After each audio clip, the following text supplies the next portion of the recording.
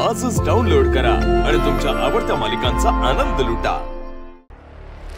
आमच्या आईने इतकं सिरियसली घेऊ नकोस, कारण कसं आहे, आमच्या आईंना गरिबांचं कौतुक जरा जास्तच आहे। आणि आई, अशा माणसांना डोक्यावर बसवू नका। आणि कसं आहे, अशी माणसं घरात येतात आणि एखादी गोष्ट घेऊन जातात। रागिणी, कुणाला डोक्यावर बसवायचं आणि कुणाला नाही हे तू मला सांगायची गरज नाही।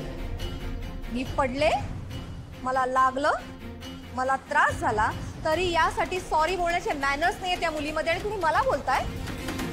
अरे होय ना, सॉरी सॉरी।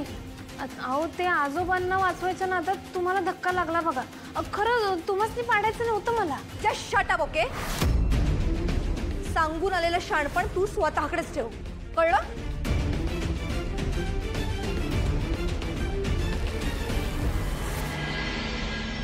बाळा, तू नको तिचं बोलणं मनावर घेऊस। मला सांग, देवळात मला भेटलीस तेव्हा तुझ्याबरोबर ती मैत्रीण होती ना, ती कुठे आहे? हा, निंगी होय। अहो, तिला सामानाजवळ बसवून आलं। आता कुठं कुठं घेऊन फिरणार ना सामान। पण तू इथं कशी काय आलीस? आजी, त्याचं काय झालं माहित आहे काय?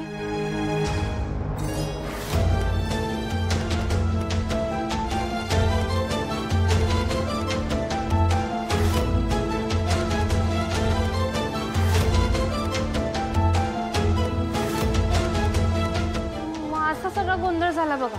पण मग इथला पत्ता तुला कोणी दिला? साधना मॅडम, त्या कॉलेजच्या कोच, त्याच म्हणल्या की त्या अन्नपूर्णा मॅडम का कोण आहे त्यांना जाऊन भेट आणि ऍडमिशनचं बोल, तुझी मदत करतील।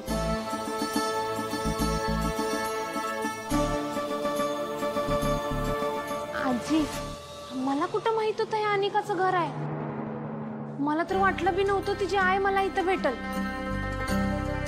आजी, तुम्हाला मी खरं सांगू काय, तुम्ही कोणाला सांगू नका। त्यांना की नाही मी आवडतच नाही। हो, काय माहित असं का करतात। तुम्ही त्यांना सांगा की उगा माझा रागराग करू नका म्हणा। अरे देवा, मी बी काय बोलत बसलोय। त्याआधी त्या अन्नपूर्णा मॅडम का कोण आहेत त्यांची माझ्याशी गाठ घालून द्या बघा। ऍडमिशन होणं लय महत्वाचं आहे बघा। बरं बरं, एवढंच ना? तू काय बी काळजी करू नको, मी तुझी अन्नपूर्णा मॅडमशी गाठ घालून देते की। कुठं भेटतील त्या? चल, आता आपण थेट त्या अन्नपूर्णा मॅडमनाच भेटायला जाऊया। चल चल।